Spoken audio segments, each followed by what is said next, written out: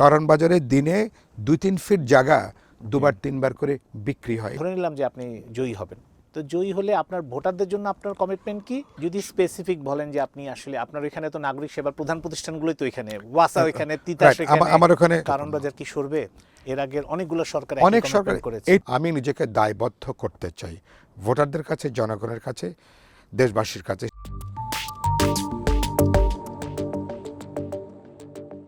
সুপ্রিয় দর্শক, ঢাকা স্ট্রিমের নিয়মিত আয়োজন স্ট্রিম টকে আপনাদেরকে শুভেচ্ছা।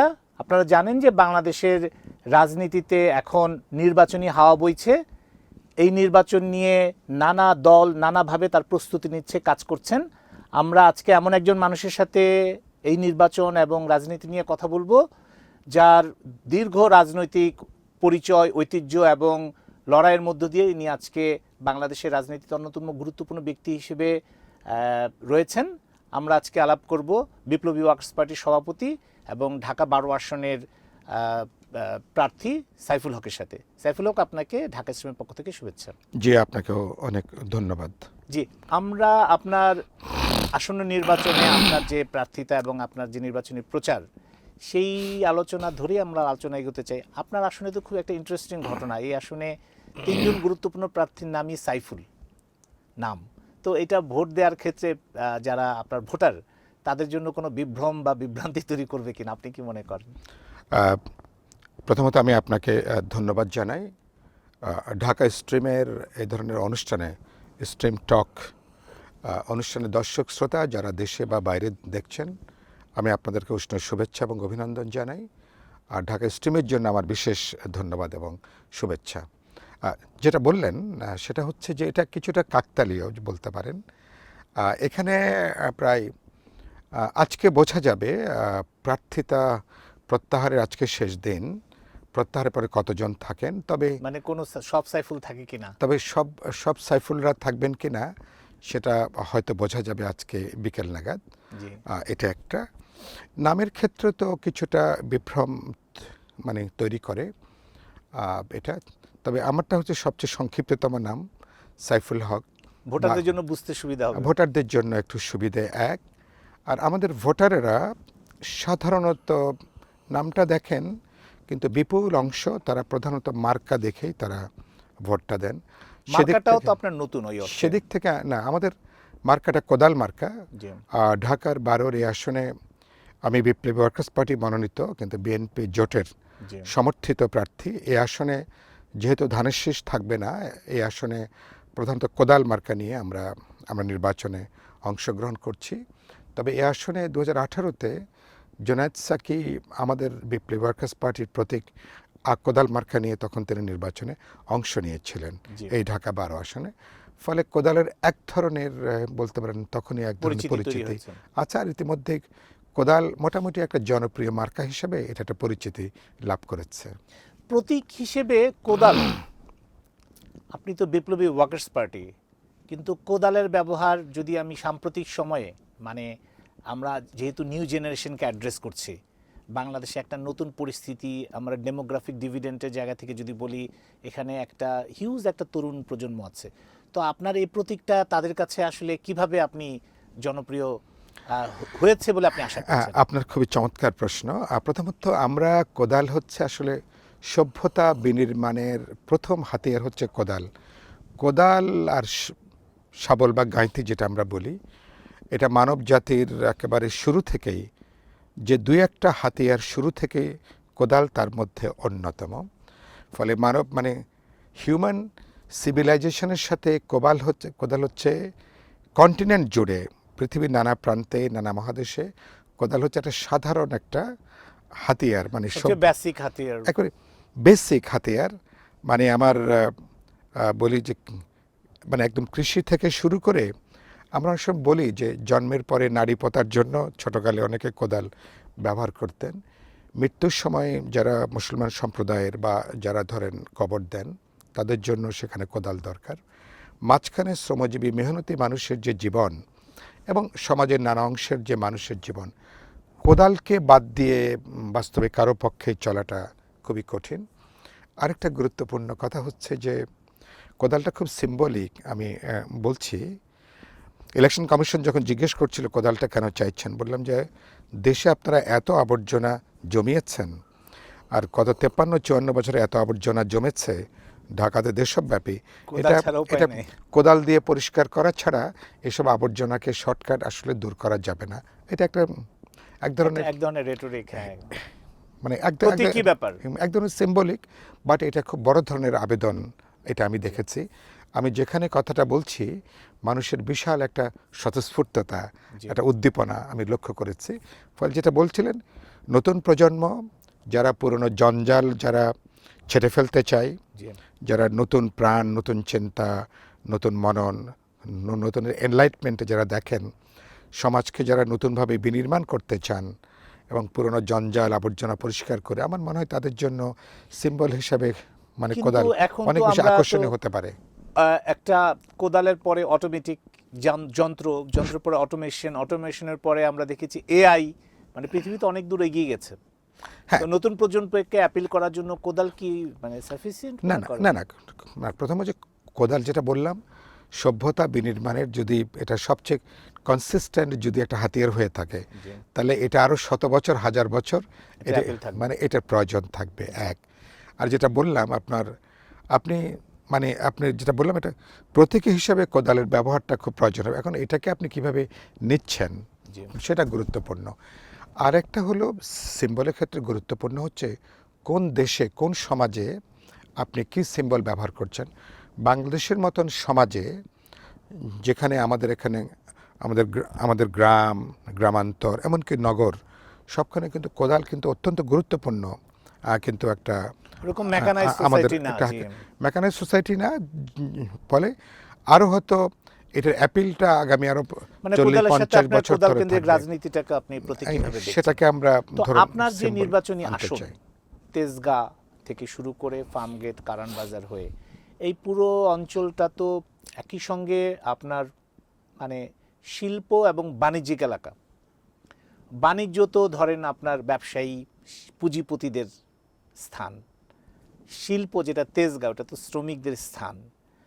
এই পুরো অঞ্চলে অবৈধ দখল, চাঁদা, সন্ত্রাস, মাদক, এটা খুবই গুরুত্বপূর্ণ, কিশোর গ্যাং, এটা খুবই গুরুত্বপূর্ণ এজেন্ডা। তো সাধারণত দখল এবং অন্যান্য জায়গাগুলোর ক্ষেত্রে শ্রমিকদেরকেই বেশি ব্যবহার করা হয়, বা শ্রমিকরা যখন এটা নিয়ে দখল উচ্ছেদের বিষয় আসে, তখন শ্রমিকরাই ওই দখলটার বজায় রাখার ক্ষেত্রে যে প্রতিরোধটা আসে, এটা শ্রমিকদের জায়গা থেকে আসে। আবার এটা শ্রমিকদের একটা স্বার্থেরও জায়গা, তাদের একটা কর্মসংস্থান, অন্যান্য জায়গা। তো আপনার এই নির্বাচনী এলাকার যে ডায়নামিক্স যেটা আমরা দেখতে পাচ্ছি, যে একই সাথে বাণিজ্য, পুঁজিপতি, একসাথে শ্রমিক, আবার শ্রমিকরা আবার মালিকদের পক্ষ হয়ে কাজ করছে, আবার রিয়েল শ্রমিকরা এখানে আছে কিনা।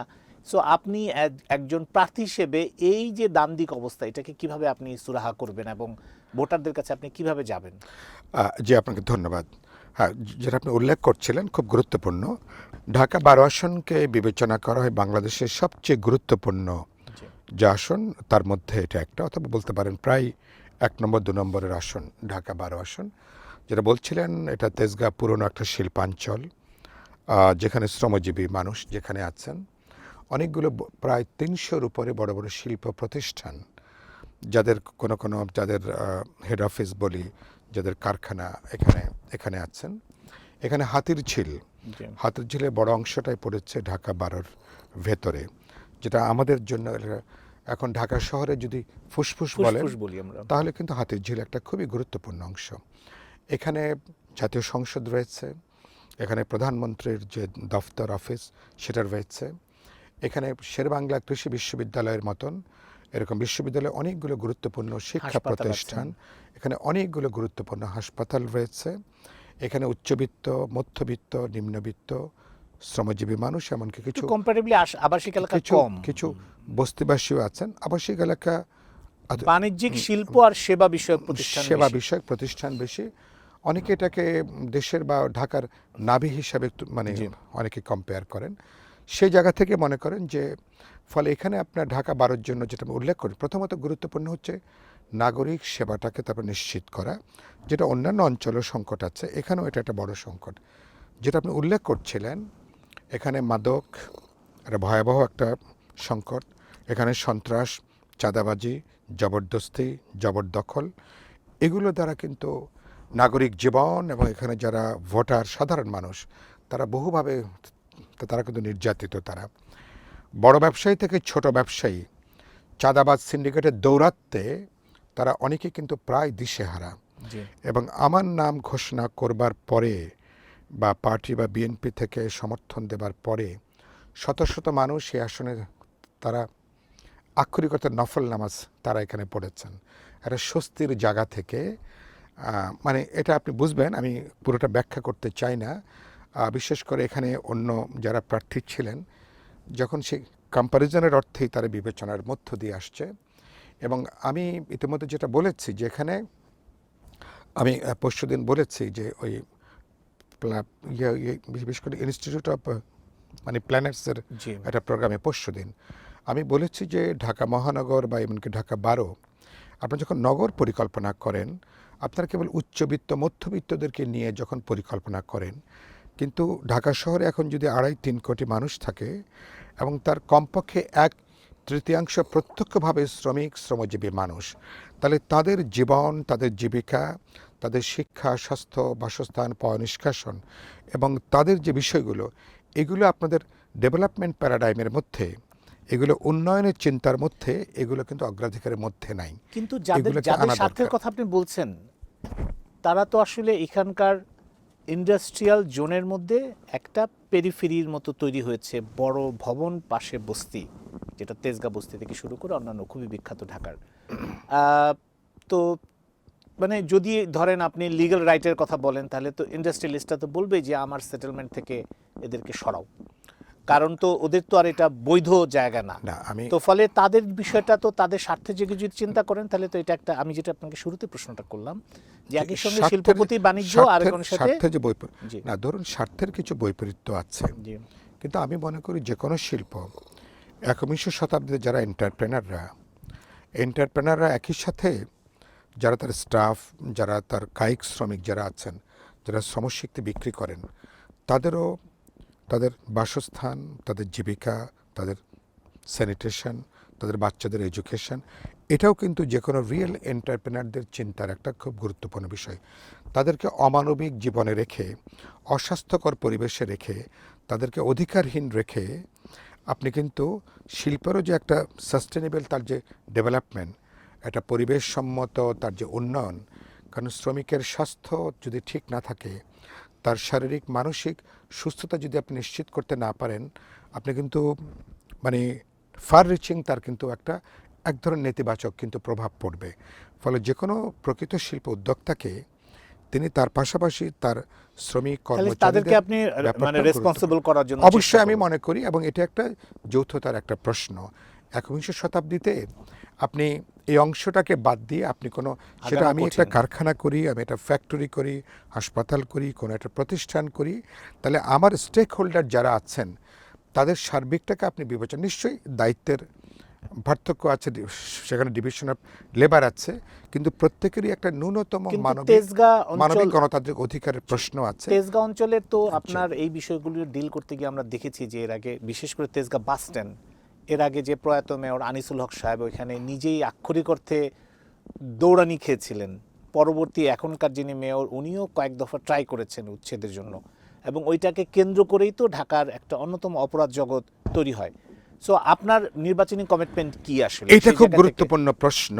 ইতিমধ্যে আমি ধরেন আমি সবাই তো ফেল করছেন। আমি 50 বছর এখানে আমি এলাকায় থাকি, তো এলাকায় সত্য এটা যেটা বললেন, এখানে বাস টার্মিনাল, এখানে ট্রাক স্ট্যান্ড, নানা ধরনের, এটা কেন্দ্র করে এক ধরনের সিন্ডিকেট চক্র আছে, এক ধরনের অপরাধের চক্র নানাভাবে কিন্তু গড়ে উঠেছে।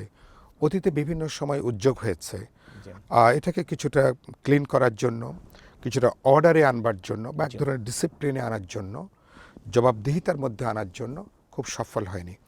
আমার বিবেচনায় প্রধান কারণ হচ্ছে এসব অপরাধী চক্র, সিন্ডিকেটরা কোনো না কোনোভাবে একটা রাজনৈতিক ছত্র ছায়া তারা থাকে, এক ধরনের অ্যাডমিনিস্ট্রেটিভ এক ধরনের ছায়া তাদের উপরে কাজ করে।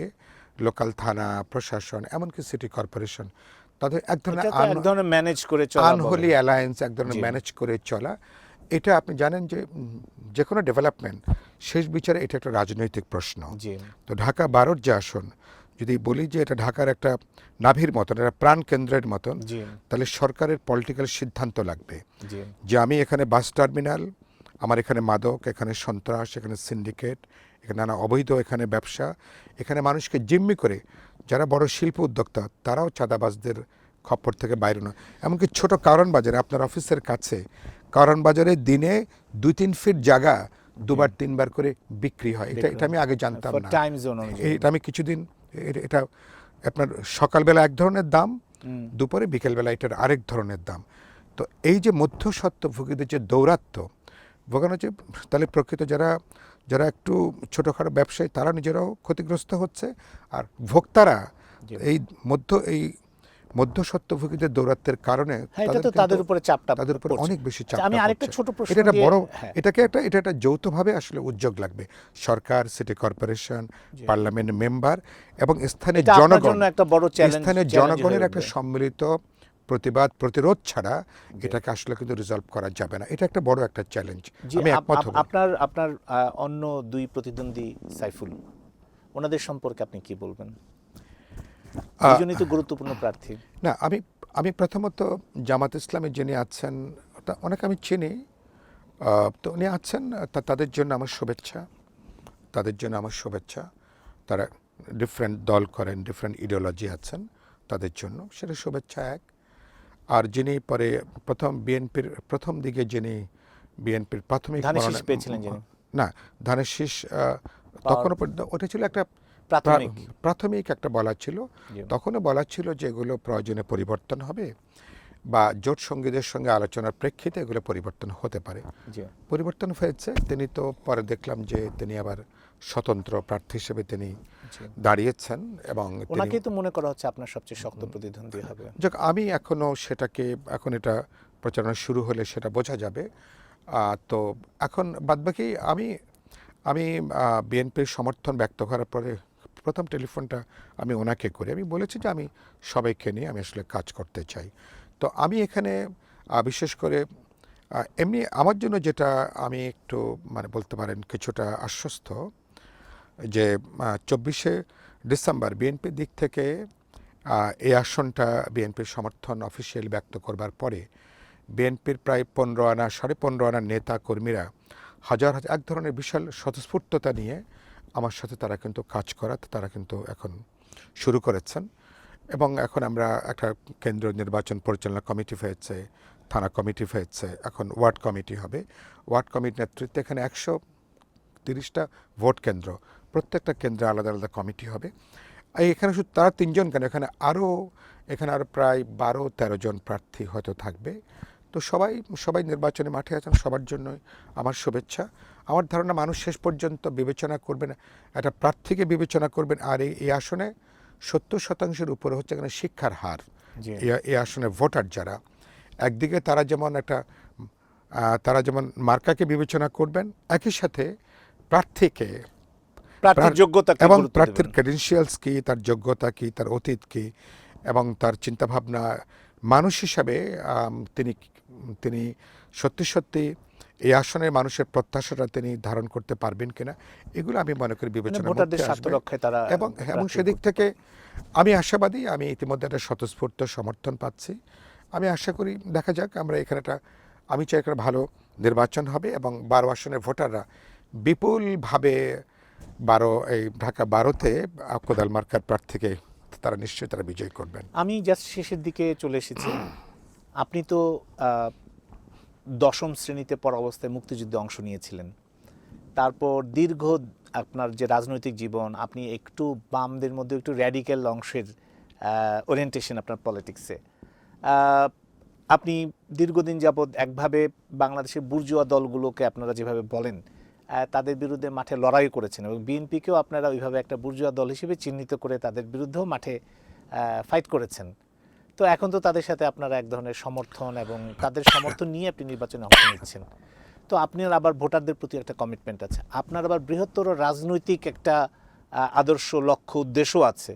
তো আপনার আমরা ধরে নিলাম যে আপনি জয়ী হবেন, তো জয়ী হলে আপনার ভোটারদের জন্য আপনার কমিটমেন্ট কি, আর আপনার রাজনৈতিক আদর্শের জায়গা থেকে আপনি দেশবাসীর কাছে আপনার কমিটমেন্ট কি, এই দুটো দিয়ে যদি শেষ করতে। জি ধন্যবাদ। আমি এই প্রথম জাতীয় নির্বাচনে অংশগ্রহণ করছি, কথাটা সত্য।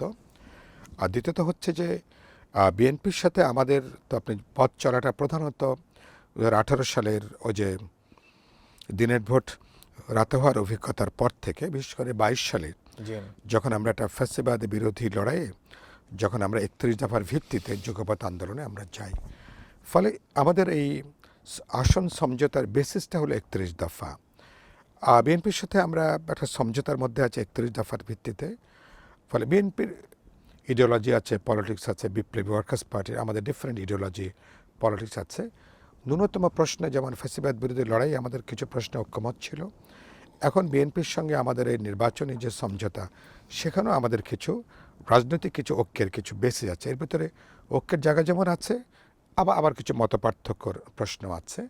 তো আমার প্রথমত ঢাকা 12 আসনের আমি যদি আগে বলি, বিএনপির প্রতি আমার যেটা বলা হয়েছে যে আমি বিএনপিকে যেটা ইতিমধ্যে বলেছি যে রাজনৈতিক জার্নিটা 31 দফার বেসিসে আমরা শুরু করেছিলাম, একটা সার্টেন ফেজ পর্যন্ত আগামী পার্লামেন্ট যেহেতু প্রায় 6 মাস একটা এক ধরনের কনস্টিটিউশন পাওয়ার নিয়ে পার্লামেন্ট কাজ করবে, অ্যাটলিস্ট সে পর্যন্ত আমরা রাষ্ট্র সরকার সংবিধানের একটা ডেমোক্রেটিক ট্রানজিশন পর্যন্ত, বিশেষ করে সংবিধানের একটা গণতান্ত্রিক উত্তরণকালীন পর্যন্ত আমরা বিএনপির সঙ্গে ন্যূনতম পক্ষে কমপক্ষে এইটুকু বোঝাপড়া আমরা অব্যাহত রাখতে চাই।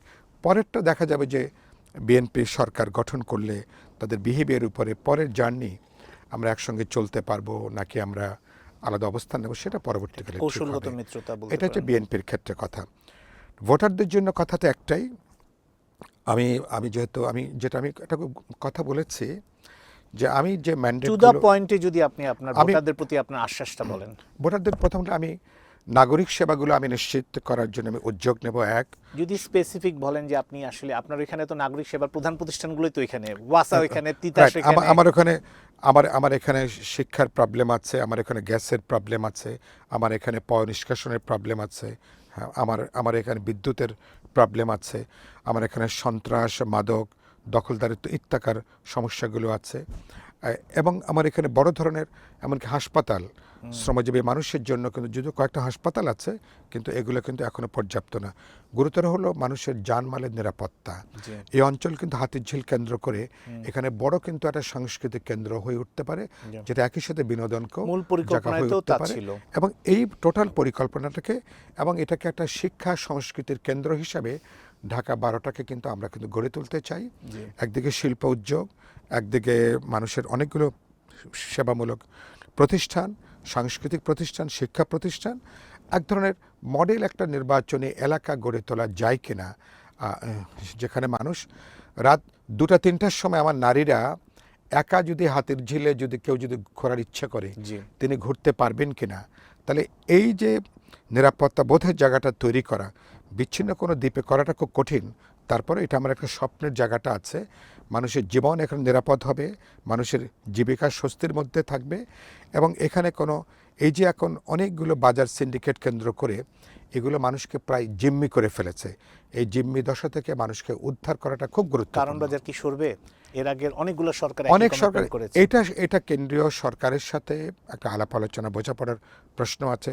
সংশ্লিষ্ট মন্ত্রণালয়, সিটি কর্পোরেশন, তাদের সাথে একটা বোঝাপড়া ছাড়া একজন জনপ্রতিনিধি তিনি চাইলে তিনি সরাতে পারবেন না। কিন্তু এটা নিয়ে আমি মনে করি কথা তো তেজগাঁ বাস স্ট্যান্ডের ক্ষেত্রে, তেজগাঁ বাস স্ট্যান্ড বলেন অথবা ট্রাক স্ট্যান্ড বলেন, ট্রাক স্ট্যান্ডে বলেছেন যে মানুষ নাকি চলতেই পারে না, মানে যেভাবে দাঁড়িয়ে থাকে কয়েক দফা হচ্ছে, এবং সন্ধ্যার পর থেকে আপনি এরপরে চলাচল প্রায়, আপনি এটা গাড়ি নিয়ে ঢুকতে চাইবেন ওই এলাকাতে, এটা প্রায় অসম্ভব ব্যাপার। তাহলে এগুলো যে অ্যানামোলিসগুলো আছে, এটা রাতারাতি কোনো জনপ্রতিনিধি সার্কাস দেখাতে পারবে না, কিন্তু এটা একটা যৌথ অর্কেস্ট্রার মতন। কিন্তু এটাকে we should take it very seriously. সরকার, সিটি কর্পোরেশন, স্থানীয় পর্যায়ে যারা আছেন, স্টেক হোল্ডাররা যারা আছেন, তাদেরকে এনগেজ করে গ্রাজুয়ালি এই মানুষের দুর্ভোগের জায়গাটা কাটিয়ে কীভাবে স্বস্তির জায়গাটা আমরা আসতে পারি, এটা হচ্ছে আমার সবচেয়ে বড় প্লেস। আর লাস্ট যেটা বলতে চাই, আমার নির্বাচন জনপ্রতিনিধি, আমি একটা খুব গুরুত্বপূর্ণ কথা বলেছি, যদি আইনগত কোনো বাধা না থাকে, আমি প্রতি 6 মাস পর পর আমার নির্বাচনী অঞ্চলে যারা আমাকে নির্বাচিত করবেন, আমি তাদের সাথে এক ধরনের গণশুনানির আয়োজন করতে চাই। তাদের বক্তব্য কী, অভিযোগ কী, তারা যে ইলেক্ট করেন তাদের প্রত্যাশা কী ছিল, আমি পার্লামেন্টে বা পার্লামেন্টের ভেতরে বাইরে সে প্রত্যাশা আমি রেখে কাজ করতে পারছি কিনা, তাদের পরামর্শ কী, মতামত কী, অথবা তাদের সমালোচনা কী।